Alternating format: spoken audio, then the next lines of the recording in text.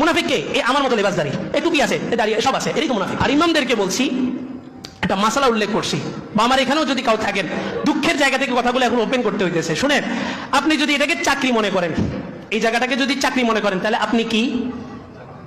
হ্যাঁ, চাকর। আমি যদি এটাকে চাকরি মনে করি, তাহলে আমি কি? চাকর। আর চাকরের পিছনে নামাজ পড়া জায়েজ আছে? চাকরের পিছনে নামাজ পড়া জায়েজ আছে, এটা শরীয়তের মাসালা, জায়েজ নাই। চাকরের পিছনে কেউ নামাজ পড়তে পারবে না। আবার চাকরের পিছনে যেমন নামাজ পড়তে পারবে না, চাকরের জন্য মাসালা আছে, চাকর ইমামতি করতে পারবে না। তাহলে এটা চাকরি না, এটা আল্লাহ প্রদত্ত একটা দায়িত্ব? তা আল্লাহর দায়িত্ব যদি হয়ে থাকে, আল্লাহ যেভাবে দায়িত্ব দিয়েছেন, আল্লাহ আমাকে ইমাম বানায় এখানে পাঠাইছেন, আপনি 5 ওয়াক্ত নামাজ আমাকে ইমাম মানতে পারেন, তো সমাজ ব্যবস্থা আমাকে ইমাম মানতে আপনার সমস্যা কোথায়? আপনি মসজিদে ঢুকলে আমাকে ইমাম মানেন, মসজিদের বাইরে গেলে আরেকজনকে ইমাম মানেন, এই দ্বিমুখী আচরণকে কি বলা হয়? মুনাফিক বলা হয়।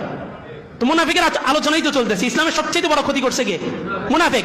মুনাফিক কে? এ আমার মতো লেবাসদারি, এ টুপি আছে, এ দাঁড়িয়ে সব আছে, এরই তো মুনাফিক। কাফের মুশরিক কি মুনাফিক নাকি?